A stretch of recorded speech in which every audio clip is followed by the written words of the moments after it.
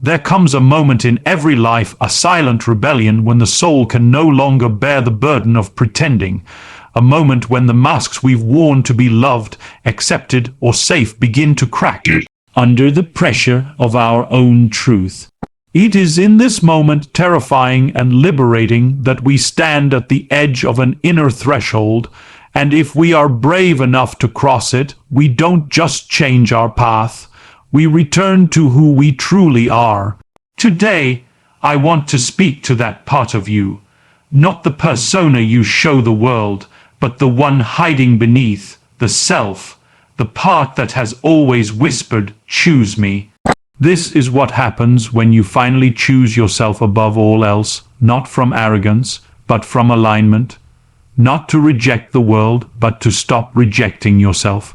If any part of you has ever felt like you were shrinking to be loved, silencing your truth to be accepted, or losing yourself in the service of others, then listen closely, because what I am about to share is not just a speech, it's an invitation, a homecoming. There is a strange and quiet suffering in trying to belong to places that were never meant to hold us. We feel it not just in our thoughts but in our bones, this subtle ache of misalignment. It begins early, often before we are even aware of what we are doing. We adapt, we shift, we mold ourselves into something that might fit more easily into what others expect, what society demands, what the world seems to reward. And while this adaptation keeps us safe for a time, it slowly becomes a prison. We are praised for being agreeable, celebrated for sacrificing, but somewhere along the way, we realize we have paid for that praise with our authenticity. You can walk into a room full of people and still feel utterly alone, not because no one is speaking to you, but because no one truly sees you, not the real you. They see the version you presented, the version you thought would be loved, and yet there is no comfort in that kind of attention. It is hollow, conditional, and the longer you stay in that role, the more you forget who you were before you started performing. When you finally choose yourself above all else, the first thing that happens is this: you stop begging for space where you were only ever tolerated. You stop watering dead soil. You stop justifying your right to exist, to speak, to feel deeply. You begin to recognize that belonging is not the same as fitting in. Belonging requires no performance. It is a return to essence, not an exchange of it. There is grief in this realization, make no mistake. You will mourn the time you lost trying to earn love you should never have had to earn. You will mourn the friendships that fade when you stop contorting yourself to please them.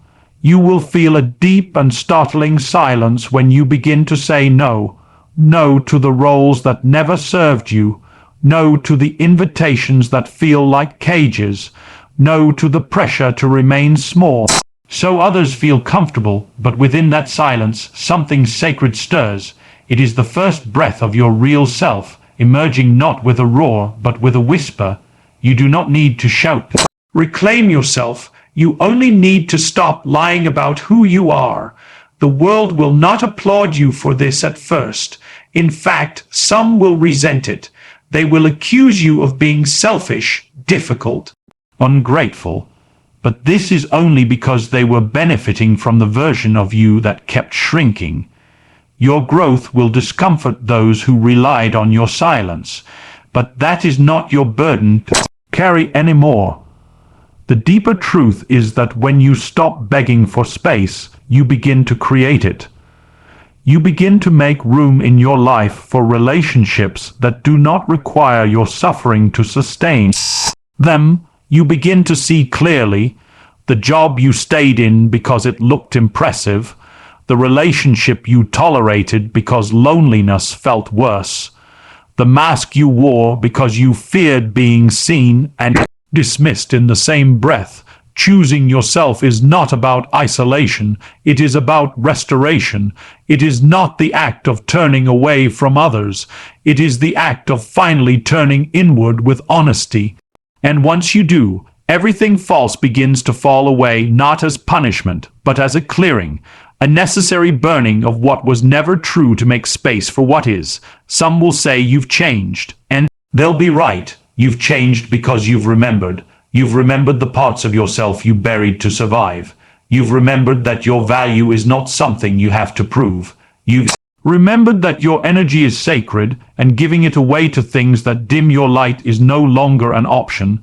There is power in walking away, not out of bitterness but from clarity. When you no longer beg for space, you begin to build your own table, and you'll notice something miraculous. The right people will find you there, not because you convinced them, but because your presence became honest enough to draw them in. Authenticity is magnetic to those who are also living in truth, but you must pass through the fire first. You must be willing to be misunderstood, to stand alone for time, to feel the sharp edges of your own becoming. This is not a path for the faint-hearted, but it is the only path that leads to peace, because peace does not come from being accepted by everyone. It comes from no longer needing to be.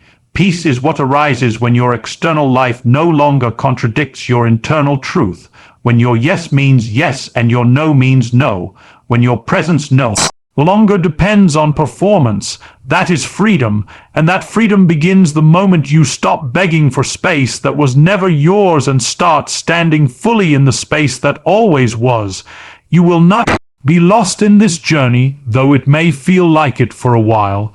You are not losing your place, you are finding it. Not out there in the ever-shifting expectations of others, but here within, the most sacred home you will ever know, and in that moment you will realize you were never too much, you were simply in places that asked you to be less.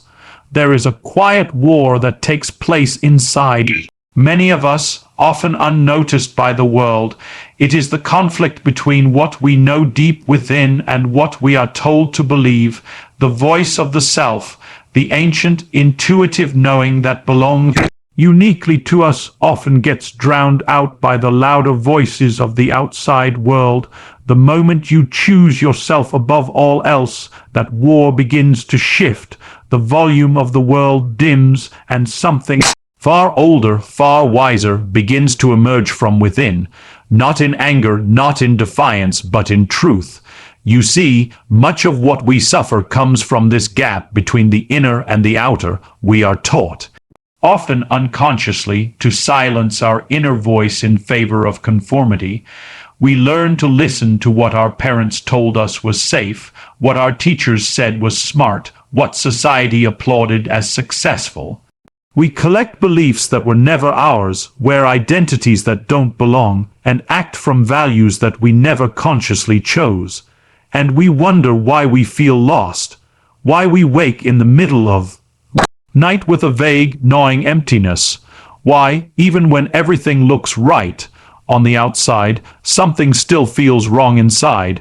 To choose yourself is to begin listening again, not to the voices out there, but to the one inside that has never stopped speaking, even when it was ignored. It is not a loud voice. It does not scream. It waits. It waits patiently for the moment you become still enough to hear it. That voice is not concerned with performance or perfection. It speaks the language of truth, and it only speaks when you are willing to be honest. At first, this inner voice may sound foreign. It may even frighten you.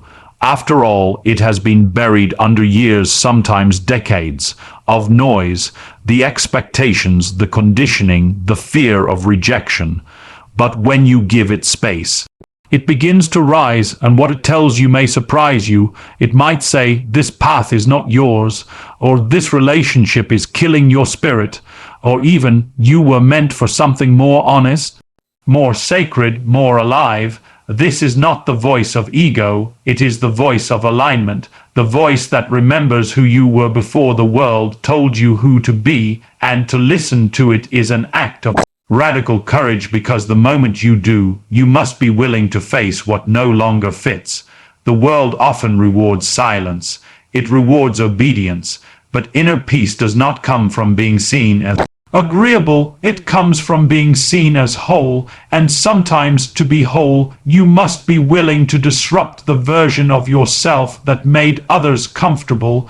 You may find that once you start listening to your own voice, the noise of the world becomes more obvious. You hear the manipulation in the media, the pressure in the systems, the hollowness in conversations built on surface level agreements, and while that can be disorienting, it is also the beginning of clarity. You begin to distinguish between what is real and what is merely repetition, between what is chosen and what is inherited. There is a loneliness in this stage, yes, because many around you may still be living in the echo chamber of expectation, and when you start moving differently, when you no longer seek approval, when you no longer apologize for your depth, some people will pull away. Let them. That is not your rejection. That is your redirection. To follow your inner voice is not to walk a path of constant ease. It is to walk a path of integrity, and integrity does not always come with applause. Sometimes it comes with silence. Sometimes it comes with solitude, but always it comes with self-respect. You begin to trust yourself again. Decision-making becomes less about polling others and more about quiet reflection. You no longer need someone else to validate what you know in your bones, and even when doubt arises, as it always will, you don't abandon yourself so quickly. You stay, you ask questions, you listen more deeply, because the answers were never outside of you. They were only waiting for you to stop running. What's miraculous is that the more you listen, the stronger that voice becomes. You begin to live in alignment rather than reaction. You start noticing how your body reacts to lies, how your spirit recoils from dishonesty, how your energy shifts when you're pretending versus when you're present. Your intuition sharpens. You no longer need to justify your choices to those who don't understand. You simply know, and that knowing becomes your compass. This is where life begins to change, not just in your external circumstances, but in your internal experience. You become more grounded, more peaceful. Not because everything is perfect, but because you are no longer betraying yourself. You are no longer abandoning your own wisdom to chase acceptance or avoid conflict. You are willing to be misunderstood if it means being true. The irony is that when you stop trying so hard to be what others want, the right people begin to appear. Those who recognize your voice, not because you adjusted your frequency, but because you finally allowed your real frequency to be heard. Relationships deepen, conversations shift, the quality of your life rises not because you added more, but because you removed what was false. You do not need to shout to be heard. You do not need to argue to be understood. You only need to embody what is real, and the people, the places, the opportunities meant for you will begin to align, not as a reward for performance, but as a reflection of resonance. This is the liberation that comes from choosing yourself not as an act of defiance, but as an act of remembering. The most sacred guidance you will ever receive does not come from outside. It comes from within, and the moment you listen, your life begins to align with the truth you were born with. There is a subtle but haunting feeling that many live with every day, a sense of just getting by, waking up tired, going through motions, checking boxes, fulfilling duties. You convince yourself that surviving is enough. You call it being responsible, being practical, but beneath that surface, something is slowly eroding. You begin to sense that this is not living, it is enduring, and there comes a moment, quiet but undeniable, when your soul whispers that you were not born to merely survive.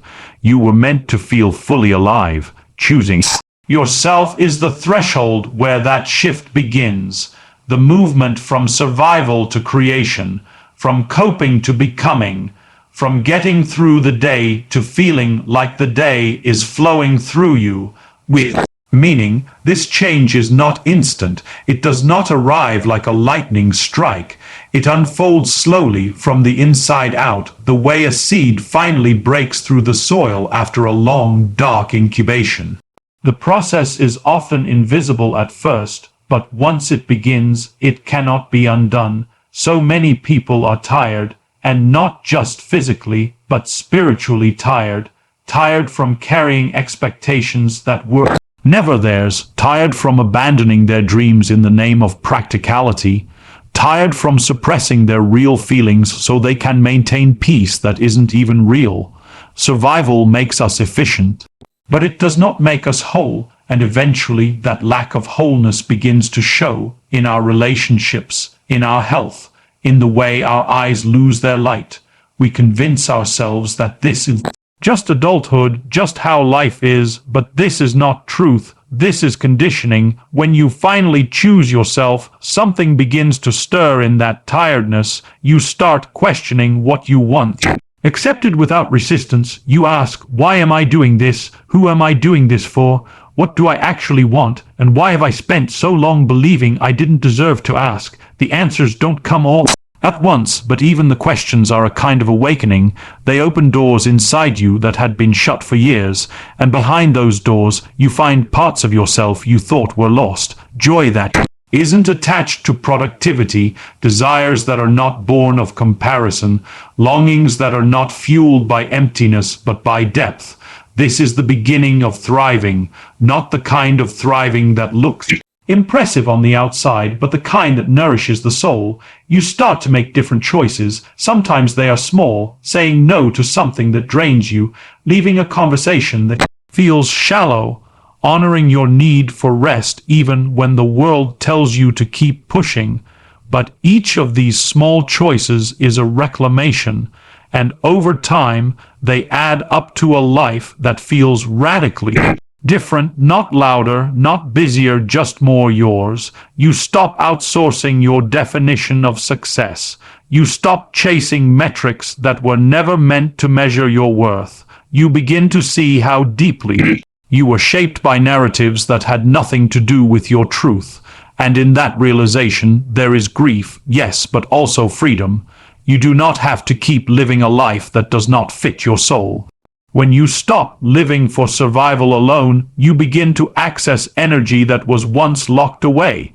Energy that had been tied up in pleasing others, performing roles, silencing your truth. You notice a different kind of vitality returning, not the high of achievement, but the steadiness of alignment. You begin to feel more present, more embodied, more capable of responding to life rather than merely reacting to it. Your creativity begins to return, not necessarily in the form of art, though it might, but in the way you think, the way you solve problems, the way you connect. Survival narrows your vision, but choosing yourself opens it. You start to see possibility where before there was only pressure. You remember that you are not here to fit a mold. You are here to shape your own life from the raw material of truth. Some will not understand this change. To those who are still surviving, your thriving may look selfish, your joy may look excessive, your boundaries may look harsh. Let them misunderstand. You are no longer building your life around explanation. You are building it around alignment, and the more you stand in your truth, the less you need to prove it. This transformation is not about becoming someone else. It is about becoming fully who you are. And who you are, when you stop shrinking and apologizing, is far more powerful than you have been led to believe. There is a stillness that comes from knowing yourself, a quiet strength, not the strength that clenches its fists, but the kind that no longer needs to. In thriving, you begin to realize that you are not competing, you are creating, you are not convincing, you are embodying, you are not constantly guarding your heart. You are finally letting it guide you, and this shift changes everything. Your relationships deepen, your work gains clarity, your presence becomes a force, not because you are trying to be noticed, but because you are finally being real. You stop fearing failure because you are no longer performing for others. You start experimenting with life. You play, explore, risk. You trust that even if you stumble, you are still on your path. The fear that once governed you begins to loosen its grip, not because it disappears, but because you stop giving it authority. What's most beautiful is that in thriving, you become more generous, not less, because you are no longer giving from depletion. You are giving from overflow. You are no longer offering parts of yourself out of obligation. You are offering presence from wholeness, and that kind of presence, that kind of energy is the most healing force there is. All of this begins with a single decision to choose yourself, to stop living for survival and start living for truth. You don't need to have it all figured out. You don't need to have the perfect plan. You only need to stop abandoning yourself and start listening. The rest unfolds from there, because once you begin to live from your center, life begins to meet you there, and what once felt like surviving begins, quietly and undeniably, to feel like living. There is a certain confusion we are all born into, a subtle lie that if we are good enough, quiet enough, agreeable enough, then love will find us. That if we just try harder, work more, give more, adjust more, we will finally be chosen, finally be seen. And so we spend years offering ourselves in pieces. We become masters of reading rooms, of shrinking in the presence of threat, of contorting to make ourselves more palatable. We say yes when we mean no. We smile when we are breaking. We call it kindness or responsibility or maturity, but it is often a quiet betrayal of the self. And then something happens, sometimes slowly, sometimes all at once. We reach the point where we can no longer tolerate this dilution of who we are. We wake up to the realization that being chosen while pretending is not truly being chosen at all, that love earned through self-abandonment is not love. It is a transaction, that the acceptance we once craved is too expensive if it costs us our inner peace.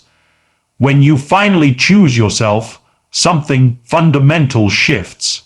You stop chasing what drains you. You stop pouring your sacred energy into spaces that echo with emptiness. You stop asking for love from people who only understand power.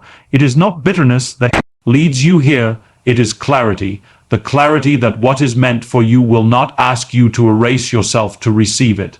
The clarity that true belonging never begins with performance. It begins with presence. The beauty of this moment is not just in what you walk away from, but in what begins to find you. You no longer have to hustle for your worth, so you have more room to notice what feels aligned. Your energy changes, your boundaries become clearer, not walls, but gates, invitations, not defenses. You start to speak with a tone that no longer seeks validation, but simply reflects truth. You begin to move through the world with a deeper calm because you are no longer negotiating your value in every room you enter, and this inner calm, this unwavering self-respect begins to shape your outer world in ways that feel almost mysterious. But it is not mystery, it is resonance. You attract what matches your frequency. You stop drawing in people who need you to be small so they can feel big. You stop calling in relationships that thrive on your silence. The ones who remain, the ones who show up now, are those who can meet you as you are, not as you pretend to be. This is not to say that your life becomes perfectly harmonious overnight. No, life remains life, but the chaos that once came from your own self, betrayal begins to dissolve. You still face challenges, but you no longer face them while dragging the dead weight of unmet expectations. You are lighter, not because life is easier, but because you are no longer carrying what isn't yours. There is a sacred order that begins to return, and in this order, love becomes possible in ways it never was before. Love that does not require editing yourself. Love that sees your depth without fearing it. Love that does not demand explanation for your emotions, but honors them. But here is the paradox: that kind of love only becomes available when you no longer need it to complete you, when you have chosen yourself so fully, so consistently, that anyone who walks with you must be walking beside you, not above, not below, not around your truth, but beside it, and opportunities begin to shift as well. You no longer chase things that sparkle but lack substance. You don't entertain situations that feel like maybe. You begin to trust the difference between something being challenging and something being misaligned. You are more willing to let things pass because you are no longer desperate to prove yourself through them. Your path becomes cleaner, not always easier, but clearer. What once felt confusing now feels obvious. If it costs your peace, it's too expensive. What's more, you begin to give differently, from a place of fullness, not fear, from clarity, not obligation. Your presence becomes a gift, not a plea, and that changes everything because others can feel the difference. There is no hidden agenda behind your kindness, no silent cry beneath your generosity. You give because you want to, not because you're hoping someone will finally choose you in return. In this way, your entire life begins to operate under a new principle. I choose myself first, so everything I attract is a reflection of that choice.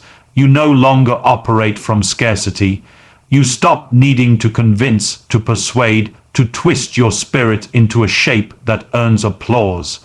You trust that what is yours will feel natural. It will feel like breathing, not performing. And if something or someone demands otherwise, it's a sign, not of your failure, but of your clarity. You will notice over time that the chaos begins to quiet. You stop cycling through the same painful dynamics. You stop repeating the same old stories of abandonment or rejection, not because life has stopped being difficult, but because you have stopped abandoning yourself in the middle of it. And in doing so, you break the pattern, you interrupt the loop, you rewrite the script. All of this becomes possible the moment you stop chasing what drains you and start choosing what aligns. And in that alignment there is power, not loud, performative power, but deep, grounded power, the kind that does not need to convince or conquer, the kind that simply is.